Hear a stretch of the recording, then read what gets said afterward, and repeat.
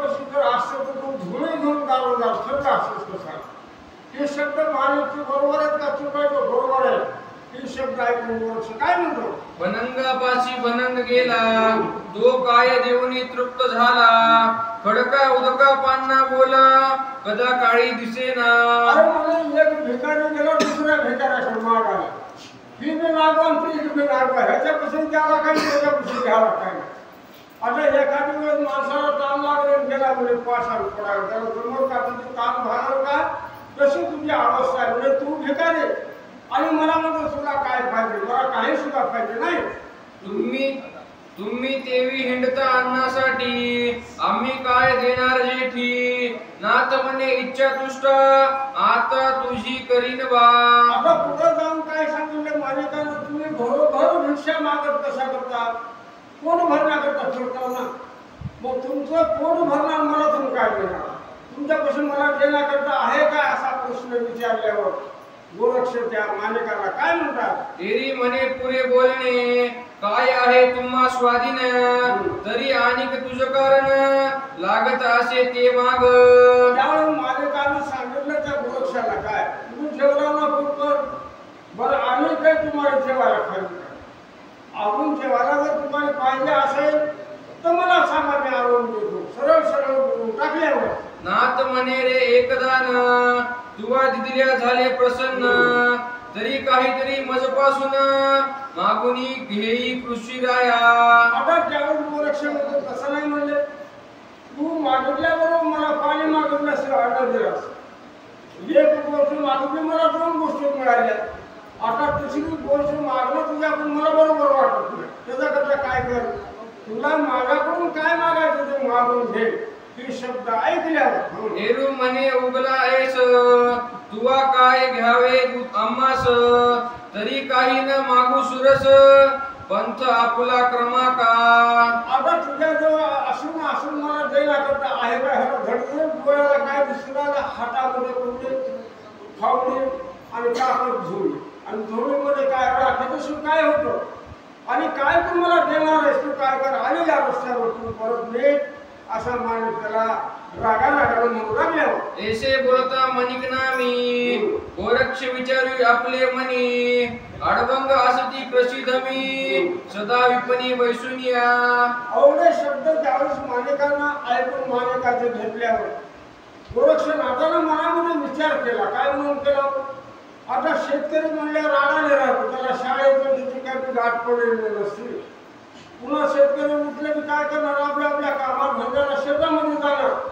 पुण्या माणसामध्ये बसत नाही, त्याच्यामुळे त्याला आकल नसते. आकल कसा हे बे आकले किंवा हे आडाणी आहे असं मनाच्या ठिकाणी विचार करू. तरी हा माते म्हणून माग, परी त्याची हितार्थ करावा लाग. ऐसे विचारून मनोवेगे, तया लागी बोलतसे. आता मी द्यायला तयार आहे. तुला काय मागायचं माग म्हणल्यावर हा माने काय म्हणतो? तुझ्यापाशी द्यायला काय नाही. तुला काय पाहिजे असेल तर मलाच माग म्हणतो. तर आपण असं करावं म्हणले, ह्याला आपण काहीतरी मागावं.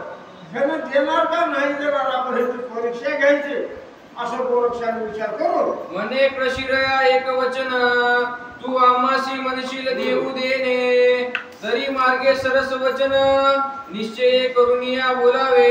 गोरक्षाने म्हणाला सगळं हे शेतकऱ्याचा मुला मालिक आहे. तू म्हणतो तुला मी देतो म्हणलं तर तू नको म्हणतोस मला. आणि तू म्हणतोस मलाच काय पाहिजे मागा म्हणतोस ना. तर माझ्या मनाने मी तुला मागणार आहे. तुला मागणार आहे. तू मोकळ्या मनानं मला दे असा प्रश्न केल्यावर हेरू म्हणे तापसा एक, माते दिससी महामूर्ख. जो देणार आपले आत्मा सुख, तो मागे असणार नाही की. एवढे गोरक्षाचे शब्द ऐकल्यावर माने काय म्हणतो? ए गोसाळ्या म्हणजे तुला अक्कल नाही म्हणजे अक्कल नाही. आता तुला एक बार सांगितलं ना तुला काय मागायचं मागून घे. तर तू म्हणतोस की काय पाहिजे, काय मागू, काय देणार आहेस? एवढी फुली कशा करता असा माणूस त्याला बोलू लागला. अरे चंद्र असे शीतळपणी, तरी तो वर्षले दहाकपणी. परी तो कठळणार नाही प्राणी, मागे पाऊल कसाया. आता ज्यावेळेस चंद्र आपण बघतो कधी चंद्राचं ऊन कुणाला लागतं का सूर्याचं ऊन लागतं? चंद्राचं कुणालाच लागत नाही. त्या नियमानुसार मी तुला सांगायला गेलं, तुझा आत्मा मी शांत केला, अन्न दिलं, पाणी दिलं, एवढं करून तू तुझ्या कामाला जात नाही, विनाकारण माझ्या बरोबर का करतो? सवितराज तेजोदीप्ती त्यांनी अधिक करी करील वस्ती, परी उदक आदो या प्रती मागे पाऊल सारीना. आता हे सूर्य आहे ना, सूर्य कधी काय करतो? 50 पर्यंत गेले का?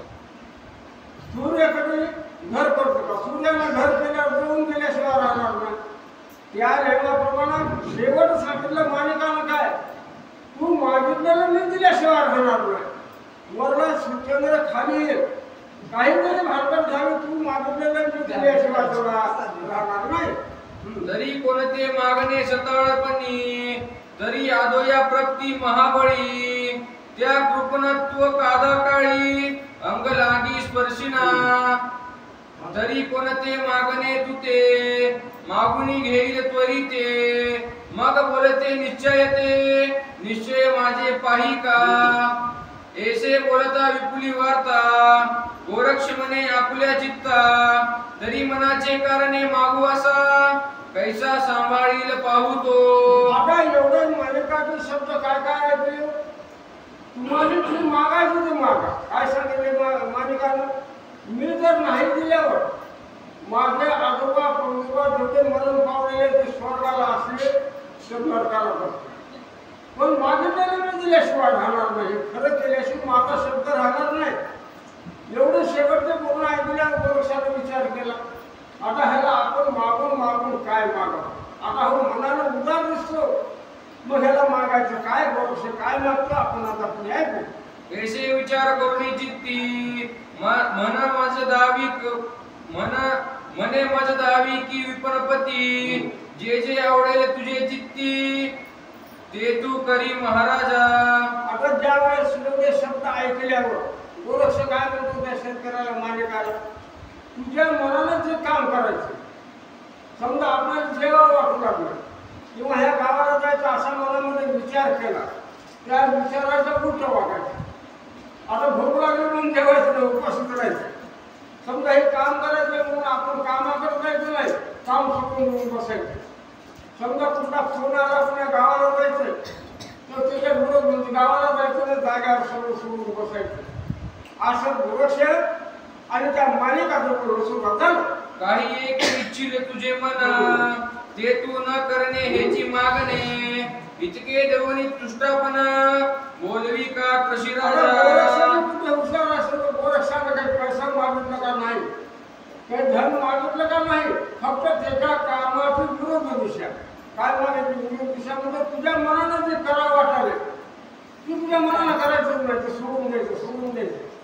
एवढं मागून मागून काय मागितलं त्याच्या उलट सगळं मागितल्यावर मालिका काय म्हणतो? ऐशी वदता तयाची वाणी, अवश्य मने कृषी कर्मी, हा धर्म आता आपले धर्मी, अर्क वधी रक्षण का. गोरक्षाचे शब्द ऐकल्यावर मालिकानं काय सांगितलं? दिलं म्हणजे तुमच्या नियमाप्रमाणे मी वागल्याशिवाय राहणार नाही. आता कसं वागायचं होतं? आता इथून उठायचं आणि घरला जायचं, की मनाच्या घरला जायचं नाही, इथंच बसायचं. समजा एखाद्या आंबा आहे, आंबा खबरचा म्हणून आंबा जाऊन तोडायचं नाही, जाग्यावर बसून राहायचं. या नियमाप्रमाणे सांगितलं महाराज, तुमच्या शब्दाप्रमाणे मी दिलं म्हणजे तुम्हाला वचन, माझ्या मनाच्या विरोध मी वागल्याशिवाय राहणार नाही. ऐशे तैशी देवनी भाग, दुष्ट केले शरीरास, असो गोरक्ष त्या विपनास, सांडुनिया चालिला. अहो एवढं दोघांचं शेवट बोलणं झाल्यावर एकमेकाच्या हातावर हात ठेवला, म्हणजे एकमेकाला वचन दिलं आणि गोरक्ष आपापल्या कामाला निघाला. आता ह्याला सांगितलेलं होतं काय? एखाद्या माणसाला आपण उलट बोलल्यावर माणूस सर्व बोलतो बघा. एखाद्या माणसाला सांगितलं की सोडून दे, खाली सोडून दे, सोडून देणार नाही, त्याला वरतीवर गच धरणार आणि त्याला गच धरलं, मग गच धर पळून जाईल म्हणजे त्याला काय करणार? टचकून सोडून दे. या नियमाप्रमाणे ह्याची अवस्था झाली ना, मग गोरक्षण आत निघून गेल्यावर हा माणूस काय करत बसतो? माणिक नामी कृषी शेतात मुक्त करिता झाला होत, येठेने बांधुनी समस्त भार सकळ वाहतसे. आता ह्याने काय केलं? गोरक्षण निघून गेल्या गेल्यावर आपलं जे आवड खानाचं काम केलं बिचारा तेवढं काम केलं. आता सूर्यमंगळाला गेल्यावर आपण दररोजचं नियमानं घरला येतो ना मग बैल सोडले मग एकदम फास हे सगळं गुंडाळलं आणि घराकडे निघायच्या तयारीला लागले. वृषभा मागे निजले लावून मौळी घेत येठन अचून मनात मने ग्रामशी जाऊन दुधावळ घालत से. आता बैलाला पुढे हाणलं म्हणजे गावाकडच्या बैलाला रस्त्याला लावलं ती एटन बिटन सगळं काय साहित्य घेतलं आणि आता आपण बैल फिरत बांधायचे घरी वैरण काढ करायची जेवायची असा मनात विचार केला. मनात विचार करून पुढे काय करू इतकी मागी योजना होत स्मरण झाले गोरक्षनाथ पुत्र कल्याण आणि चित्त मनाचे करणे उल्हादावे. आता आपण जायचं कुठं घरला जायचं घरी जाऊन काय करायचं जेवण करायचं झोपायचं ही एवढं ह्यांच्या मनामध्ये ठरलेलं रोजच्या नियमाप्रमाणे एवढे म्हणजे गोरक्षाला दिलेला आपण शब्द त्याच्या मनामध्ये आठवला आरकडे म्हणजे फेस करू. आपण त्या महाराजाला सांगितले तुम्ही मनाचा विरोध वागल्याशिवाय राहणार आणि मनाच्या मागे खूप जायचं नाही असं पुन्हा गोरक्षाने मनाला सांगितलं आपण मनाच्या मागे घरला जायचं का नाही जायचं ह्याच्याबद्दल तो विचार करू लागला. मग इच्छित असे घरी जावया तरी आपण न जावे तया ठाया मग तेथेची उभं राहून गाढ निद्रा करीत असे. आता आपण दिलेला शब्द खरा करायचा म्हणजे घरला जायचं ते खंड्यावर एकदम फास काय होतं टाकून दिलं आणि झाडाखाली डुंगर विचारलं गेल्यावर मौळी येठणाचा वार घेऊन उभा महावीर नेत्र झाकून चिंतापर हरणी नारमी योजित से. आता ती काय केलं पुन्हा सूर्य निघाल्या उठला तो विचार ती एकदम फास हे सगळं जवळ. आता दुसरं काय काम करायचं काहीच काम करायचं नाही फक्त मुखाला राम राम राम हे उच्चार चालू आणि त्या अवस्थेमध्ये थांबला.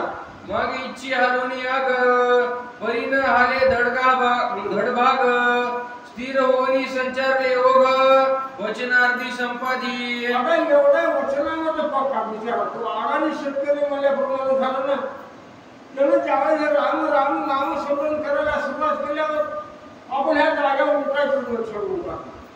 त्या जागेवर जो बसला बिचारा त्या जागेवर हालायला नाही बुडायला नाही पाणी नाही अन्न नाही अशी देवाची सेवा करू लागल्यावर धरुपर्णजे ती उडून त्याची करीतसे भक्षण मनी येत साठवण तरी त्या पापीचे करीतसे.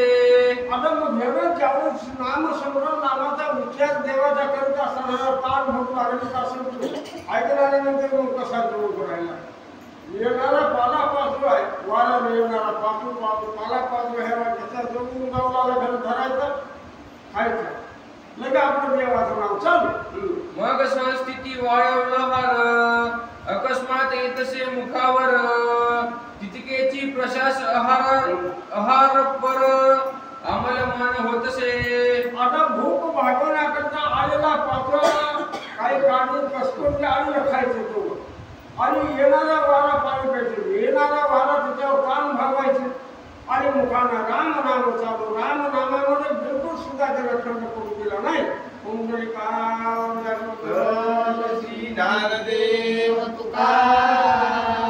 अवधूत चिंतन श्री गुरुदेव दत्त नवनाथ महाराज की जय.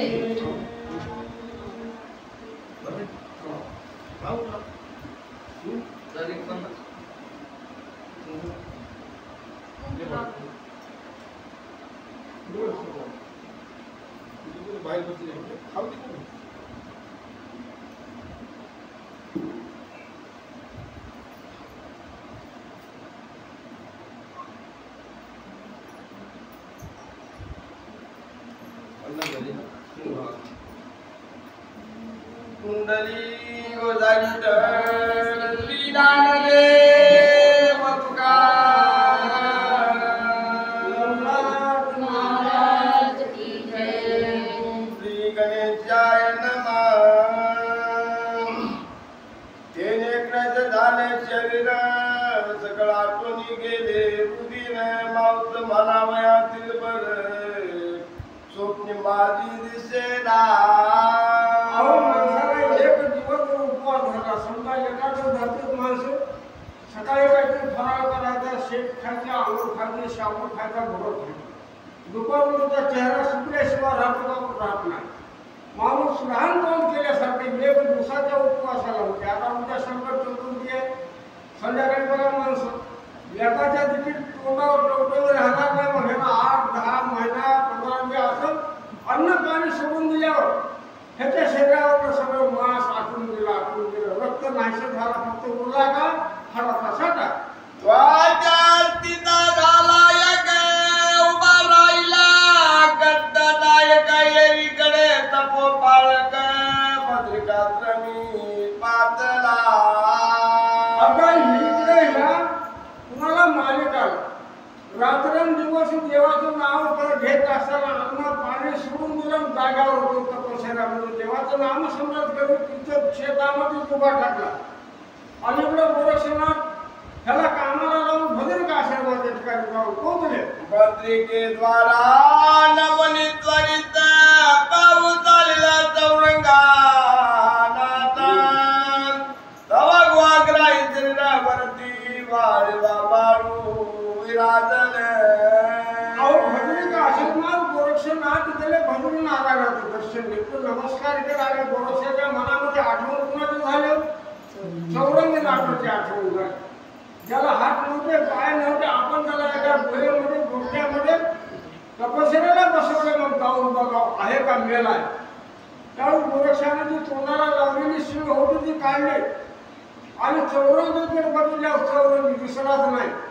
त्याच्या अंगावर सगळं वाळवं आलेलं दिसल्यावर गोरक्षनाथ काय करतो? मुक्ती तुकी नामावळी अन्यत्र चंद्राचे तिळा भारी आते तनया तळी गोरक्षनाथ प्रगटला. नागाच्या सगळं अंगावर वाळवून चढलेलं, फक्त एवढं तोंड आणि डोळे उघडेल, मुखामधून काय आवाज, फक्त ओम नमो शिवाय, त्याच्याशिवाय बाकी काहीच नाही. एवढ्यामध्ये गोरक्षनाथ जाऊन त्याच्या पुढे जाऊन मनाच्या ठिकाणी काय विचार त्वरित दाराची शिळा काढून पाळत जंतरीला कारण तो वारुळ गेले वेचून सर्वांगी तयाच्या. गोरक्षाने जी दरवाजाला लावलेली शिळ बाजूला साधनमध्ये प्रवेश करून आपल्या डोळ्याने ज्यावेळेस पाहिली अवस्था चौरंगीची, ते सगळं वाळून चढले. वाळू त्या वाळव्याकडे बघितलं आणि गोरक्ष म्हणतो खरोखर हे तर तपश्चर्या करण्याचं सामर्थ्य आहे असं मनामध्ये ठरवलं. शिळा चंद्रीना आले पाती राम जपते वलगे युक्ती ते पाहुल्या गोरक्षती परमतीर्थी हळहळला. चौरंगीला भीती घातली होती तुला गोरक्षाने. ही जी समोर शिळ आहे ह्या शिळेकडे लक्ष द्यायचं. डोळे झाकलास की तुझ्या शिळ डोक्यामध्ये पडून तू मेल्याशिवाय राहणार नाही. या भीतीने काय केलं चौरंगीनं? डोळ्या झाकला नाही, मुखावाटं नामस्मरण बंद केलं नाही. त्याच्यामुळे तुझे अघोर असे तपश्चर्या बघून गोरक्षनाथ खरोखर आश्चर्य करू लागले. वारुण काढून पाळ्याचे जन्ना कारणात तो आज पादल मुलवे करून तपोबळे आले ते. मोठ्या मायेने प्रेमानं गोरक्षाने त्याच्या अंगावर वाळवे माती सगळे काढले. कसं दिसलं? आता ज्यावेळेस वाळवे लाकडाला वाटतं त्या लाकडाला अर्ध खाऊन टाकतील. वाळवे पांढरं सिपट लाकूड दिसलं, तसा हाडाचा साठा त्या चौरंगीचा पाहिला. मग सावर करणे तयाते मने पाय मिळालो गोरक्षनाथ शीघ्र गवळून यातायात प्रकारी आणील. आता एवढं सगळं केलं आणि म्हणायला सुरुवात केलं काय चौरंगीनाथा जरा तू सावध हो.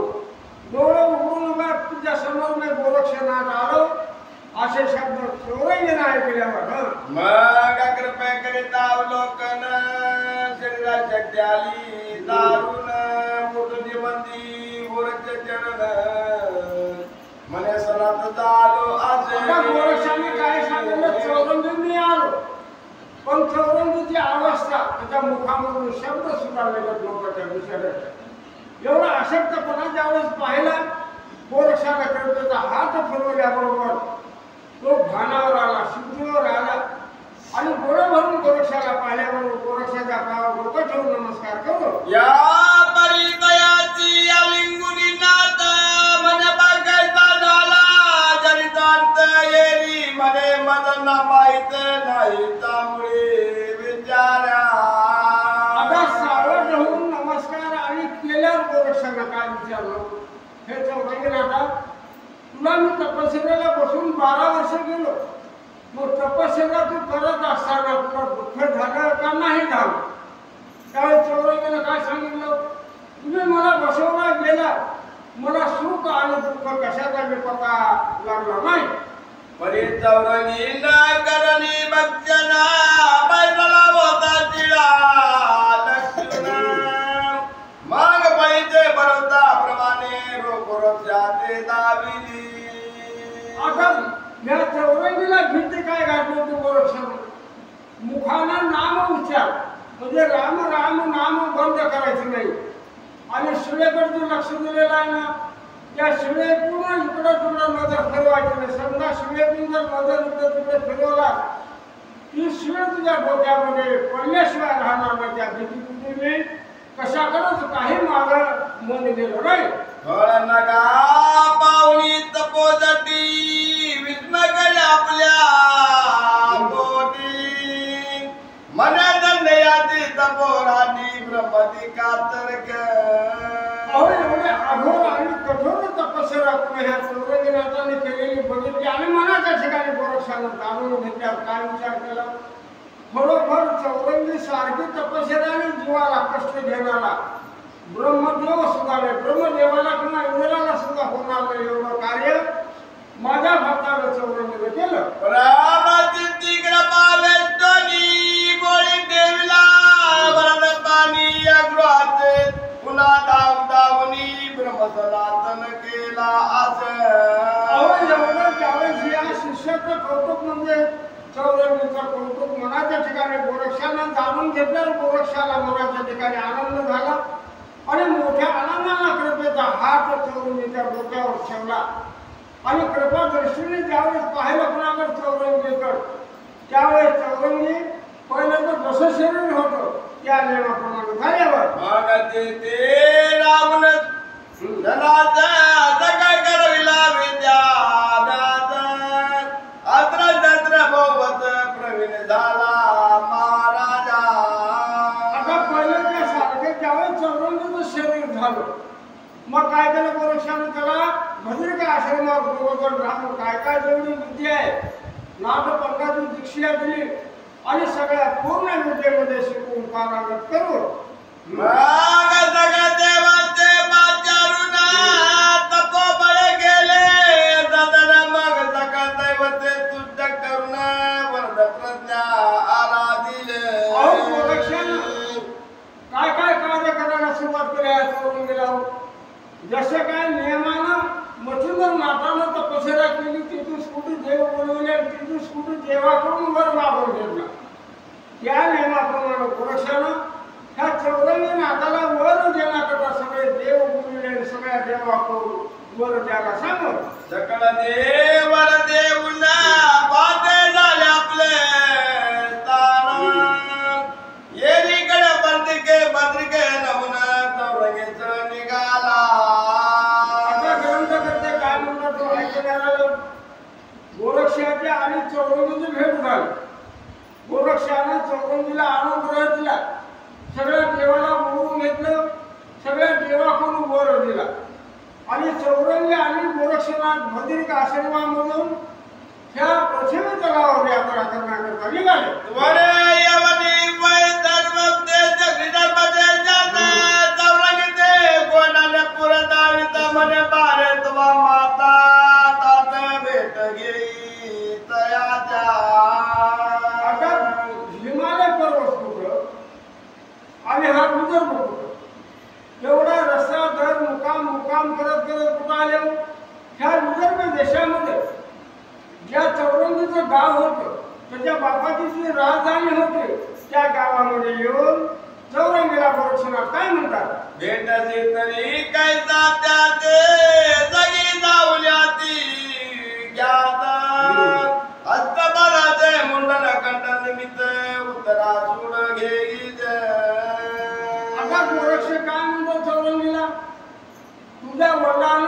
काहीच ऐकू. तुझे हात आणि पाय तोडले ना, आणि तपाच्या सामर्थ्यावर अगोदर चौरंगीला हात पाय आलेले होते, निघाले पण पुढे निघाल की हात पाय आल्यामुळे त्याला काही सुद्धा बाधा नव्हती किंवा तकलीफ नव्हती. त्यावेळी गोरक्षाने सांगितलं तू जा गावामध्ये, पण जाऊन तुझ्या वडिलाला आणि आईला कसं भेटते, त्याला असं साधं सुद्धा भेटायचं नाही. राय छेदिले तवाते पदादी परी दूध तुझाय मम मानजी तरी आपला प्रताप दंग बरायाची निदत्रती दाविका.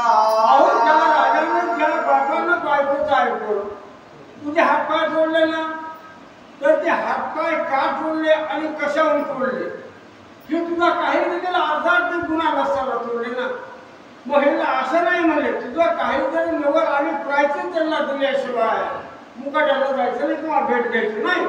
आवश्यक म्हणे चौरंगी नाथ बापाची मुठी कवळुनी आता रायाच्या लग्नी बागाईत वात्रा शास्त्री एवढ्या गोरक्षाचे शब्द ऐकले चौरंगीनं लगेच धुळीमध्ये हात घातला. काय काय केलं, वेळ केला, धुळीमधून भस्म काढलं आणि जी राजाची बाग होती, बाग त्या मंत्र म्हणले आणि बागामध्ये विभूती फेकल्यावर पुढे काय झालं माझा तवदेतीचे मन करे साचत एकसत्र वात चक्रे अवडून यमन दाविता झाला तयाची. अहो भस्मावर मंत्र काय केला, स्थापना मंत्र, वाऱ्याच्या मंत्राची स्थापना करून ज्यावेळी भस्म त्या बागेमध्ये टाकल्यावर त्या बागेमध्ये राजाचं नोकर तिथे होते म्हणून सांगितले. 1000 नोकर होते कामाला, फुलं तोडायला, पाणी द्यायला, झाड सुरू करायला. ज्यावेळी मंदिराच्या सामर्थ्यावर वारा सुटल्याबरोबर सगळे राजाचे नोकर चाकर एखादे वाटूमध्ये पाला उडतो ना, तसे अवश्यामध्ये आकाशामध्ये फिरू लागले. आवात्रत घेत काढून तवते उतरती मही कारण किती पडले मूर्त्याना वेचून किती एक ग्रामी पळाल. आता हे कशाने उडाले, वाऱ्याच्या मंत्राच्या आश्रमामुळे उडाले आणि आकाशामध्ये पाला पाचोळा फिरून आले होते. तेवढ्यामध्ये वाट आकाशाने बंद केलं, म्हणजे वारा बंद केल्यावर त्या आकाशामधून खाली पटापट पडू लागले. पडल्यावर त्या गुणानं माणूस पडेल का, कुणाचा हात मोडला, कुणाचा पाय मोडला, कुणाच्या डोक्याला लागलं, कुणी भानावरच राहिले नाही, मूर्छेना येऊन बेशुद्ध अवस्थेमध्ये पडून राहिले. ते यवनी रांगांगणी जागते झाले प्रीत करणी कोणी केला नयनी आचरे बहु होतचा. अहो एवढी त्या बागेमधल्या नोकराची अवस्था आणि दशा कुठून मोकळ्या बाकीच्यानं पाहिले आणि त्यांना भीती वाटत लगेच कुठं राजवाड्यामध्ये जाऊन सांगायला सुरुवात केली. राजा घरात आपल्या बागेमधले सगळे नोकर, कुणाचा हात मोडला, कुणाचा पाय मोडला, कुणाचं डोकं फोडलं, कुणी बेशुद्ध अवस्थेमध्ये पडलेले हे राजाला ऐकून घेतल्यावर मग व्रत्याते पाचारुण पुजोनी त्याचे वर्त माना कोणी गेल्याला कोण शोधा लागी दाडीत आता एवढा ऐकला राजा हुशार होता. राजाने काय केलं, हेर म्हणजे गुप्त हेर पाठक बोलवले आणि त्यांना सांगितलं आपल्या बागेमधल्या नोकराची दशा पुन्हा अशी केली की तुम्ही जा त्याचा पत्ता काढा आणि बारीकीला बघा आणि नंतर मला येऊन सांगा असा आदेश दिल्यावर लोयाकडे चालगे जाईत पानवटी मैदला गोरक्षनाथ हेर पावनी त्वरित राया पासी पातल. आता ज्यावेळी राजाने पाठवलेले हेर होते ना, ते हेर म्हणजे हुशार. आता आपण साईडे नको, साईडे काय करतात, ड्रेस पोलिसाचा घालून फाटके तुटके कपडे घालून कुठल्या तरी रस्त्याच्या पडलेल्या गुड्याकडून येण्याचं सोडून घेऊन येणार, पण खराच पत्ता काढून जाणार. या नियमाप्रमाणे त्या राजाच्या साईडेनं कुठं आहे, कोण आहे ते जावं, कोण गोरक्षाला आणि चौरंगीला कुठं नदीच्या काठावर बसलेलं बघितलं आणि ह्यांच्याशिवाय काम झालं नाही असं मनामध्ये ठरवून राजाला जाऊन सांगू. म्हणती महाराज पाठवती पैदलायचा दोन तापती तीव्र त्याची काळ पाठवेती विद्यार्थी सताच्या. अहो त्या हेरानं खरं सांगितलं. म्हणजे राजा धरात आपल्या नदीच्या काठावर 2 गोसाई म्हणजे तपस्वी म्हणजे ऋषीसारखे दिसायला आहे. त्यांच्या मुखावर सूर्यासारखं तेज आहे, डोळ्याच्या ठिकाणी राग आहे आणि अंगावर भगवे कपडे आहेत, हातामध्ये कुंकू फावडे आहे, काकेमध्ये झुळी आहे. एवढे शब्द ऐकल्यावर राजा काय करतो? आयशा कुरे राज कर स्वमनी आपला करी विचार आले असता वरचे मतींद्र पुत्र दुखे दोषात दोषाने. आता एवढं ज्यावेळेस ऐकल्यावर राजा हुशार होता. त्यावेळेस राजाने मनाच्या ठिकाणी ठरवलं माझ्या मुलाला लिहिलेले कोण होते? मच्छिंद्रनाथ आणि गोरखनाथ. मग माझ्या मुलाचं काय झालं किंवा काय करायचं विचारपूस करण्याकरता ती आली असते असं राजाने मनामध्ये ठरवलं. ऐसा विचार करून मानती नाव सामरे समान बेती गदवाची विकारताची कटघाचे येतच. मग आता मथुराला गोरक्षनाथाला असं नाही भेटायला जायचं. राजाने आपल्या सगळ्या सैन्याला आदेश दिला आपले रथ सज्ज करा, घोडे सज्ज करा, पालखा सज्ज करा, वाद्य वाजवीत गाजवीत आपण त्या 2 साधूला म्हणजे गोरक्षाला आणि मथुराला माना सन्मानानं राजवाड्यामध्ये घेऊन यायचं. ग्रामा बाहेर कटक येता गोरख मने चौरंगी नाथ आपला प्रतापाता निधत्रती दाविका. त्यावेळेस राजा एवढा मोठ्या थाटामाटानं वाद्य वाजवीत गाजवीत येऊ लागलेला कोणा बघितलं? गोरक्षाने आणि चौरंगीला बघितल्याबरोबर चौरंगीला सांगितलं आता चौरंगी तू मुखाट्या बसायचं नाही. तुझ्या तपस्येचं सामर्थ्य तू तुझ्या बापाला म्हणजे हा राजाला आता दाखव. ऐसा कथा गोलकच्या गोष्टी पुन्हा गवळी पद्मा त्रिपुटी वात्रात जपलं कोणी पोटी चिमोवरी प्रेरितच. गोरक्षाचे एवढे शब्द ऐकल्याबरोबर चौरंगीनं आपल्या झोळीमधून भस्म काढलं आणि त्या भस्मावर वाऱ्याच्या मंत्राचा जप करून ते भस्म कुठं टाकलं? येत असलेल्या राजाच्या सैन्याच्या दिशेने टाकून दिल्यावर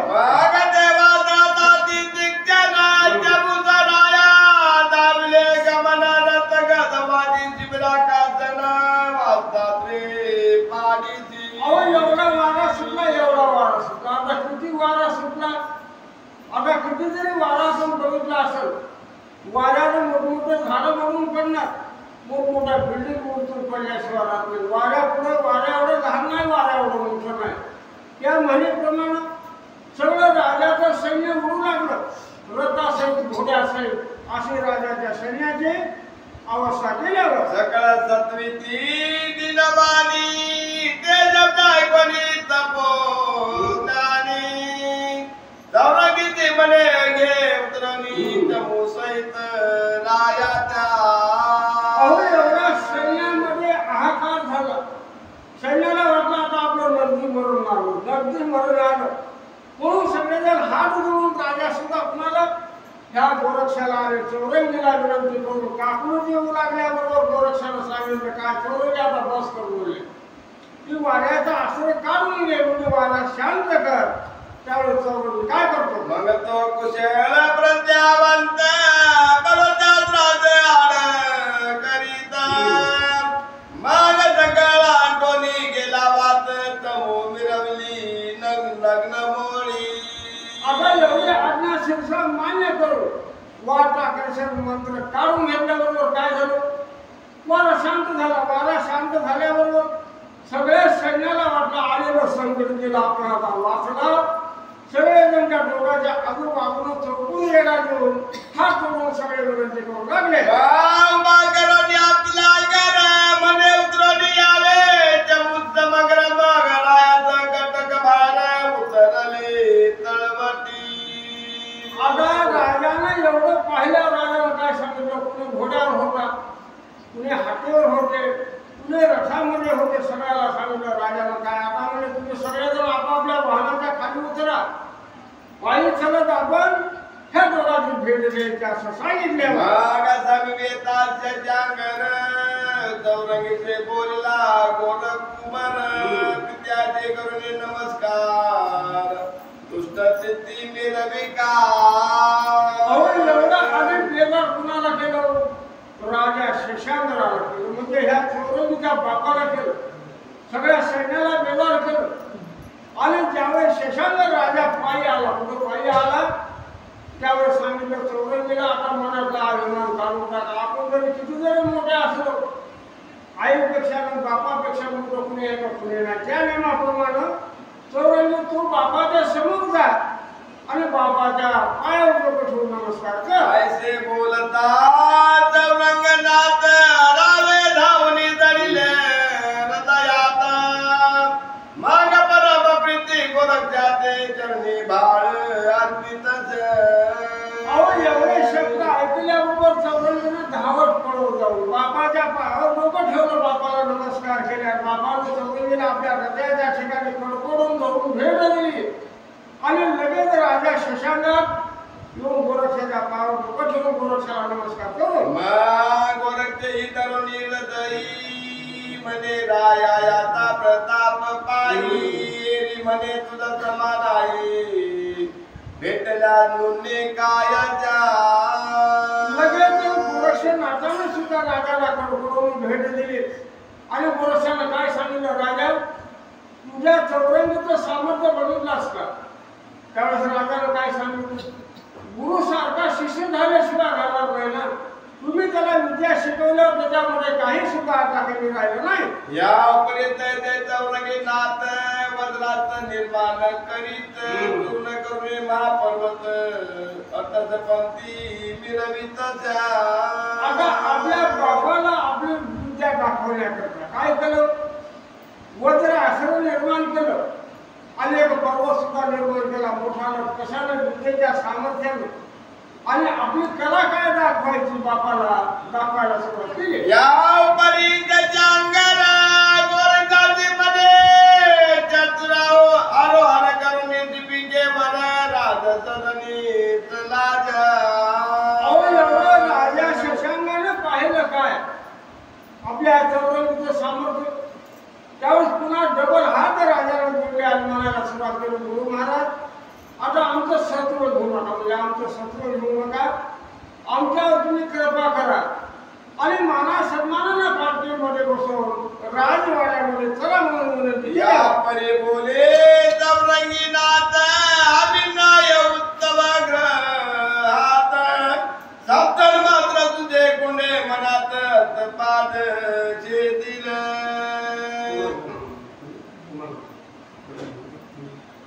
हा या परी बोले चौरंगीनाथ अभिनय उत्तम ग्रहात दापन मातुश्रीचे गुंडे मनात हातपाद छेदिल. आता एवढे राजा शशांकाचे शब्द पुन्हा ऐकले. या चौरंगीने ऐकल्यावर म्हणायला सुरुवात केली, हे राजाधिराज तुम्ही म्हणताना राजवाड्यामध्ये चला, पण तुमचे शब्द ऐकून तुमच्या राजवाड्यामध्ये येणार नाही. कारण का? सावत्र आईचे शब्द ऐकून तिला काहीतरी खोटं नाटक तुम्हाला सांगून माझे हातपाय तोडला. मन मुळापासून सकळ व्रतांत रायला केला सुतम राम को बोधित उतंबळला आगळा. ह्या चौरंगीने आपल्या बापाला राणीने काय म्हणून बनवलं आणि त्या राणामध्ये हातपाय काढून ह्याची सविस्तर कथा चौरंगीने आपल्या बापाला सांगितल्यावर त्याच्या मनाला कितीतरी पश्चाताप झाला राजा शशांकाच्या. आणि मनाच्या ठिकाणी राग आल्यावर काय म्हणते, सेवकाला आज्ञा करीत तात्याना राणी येत ते ऐकून चौरंगीनाथ काय परी वदत जय. आता एवढं ज्यावेळेस ऐकल्यावर कुणाला राग आल्याशिवाय राहणार नाही. त्या नियमाप्रमाणे राजाला राग आला नाही. राजाने आपल्या सेवकाला काय सांगितलं, ती राणी पुण्या ठिकाणी असं तिला आणा म्हणजे आणा, तिला मारल्याशिवाय आता राहायचं नाही. हे शब्द ज्यावेळेस गोरक्षानं ऐकून घेतले राजाचे, त्यावेळेस राजाला गोरक्ष काय म्हणतो, ताता म्हणे ताता आपले वचन हे चाली घडून यापर्यंत आता आपल्या कीर्तीने ब्रह्मांड भरेल महाराजा. आता किती प्रेमळ आणि किती उदार मुलगा असेल चौरंगीनाथ. बापानं काय न करायला आज्ञा दिली त्या राणीला आला आणि तिला मारत तिचे तुकडे करा. त्यावेळी चौरंगीने हात जोडले आणि म्हणायला सुरुवात केली, हे दाता तोंडा वाटत शिक्षा दिली काय आणि तिला तलवारीने तुकडे केले काय? एकच झालं बोल, एकच झालं. तुम्ही असं तिला शिक्षा द्यायची नाही आणि शिक्षा न दिल्यावर तुमची 3 लोकांमध्ये कीर्ती आजरामर राहिल्याशिवाय राहणार नाही. घरी यायचं न करी ताता सदनीतील शिक्षा करावी प्रीता मग शिबराकातनी पैसवनी तत्वता राज सदना पातळ. अहो अगोदर एवढा आलेला राग बापाचा ह्या चौरंगीनं बघितला, बापाला ठामपणे सांगून टाकलं काय आता ह्याच्या पुढे जे आईवर म्हणजे राणीवर जे राग करायचा ना, जे राग मनामधला काढून टाकल्याशिवाय आम्ही येणार नाही. त्यावेळेस राजाने सांगितलं नाही. लगेच कोण गोरक्षनाथ आणि चौरंगीनं माना पाण्याने पालखीमध्ये बसवलं. रावदाता मंदिरात पात्रता घेऊनी हातात ताडण करुनी पत्नी ते मने जाई येतो आता हे राजा काय केला, गोरक्षाला आणि चौरंगीला घेऊन राजवाड्यामध्ये आला. पण ह्याचा रागच म्हणा त्या ठिकाणी शांत होईना, मोठ्या गडबडीनं राणीकडे गेला, राणीला मारायला सुरू केला आणि झालं म्हणले तू ह्या राज्यामध्ये राहायचं नाही. आता ह्याच्या पुढची कथा चहा केल्यावर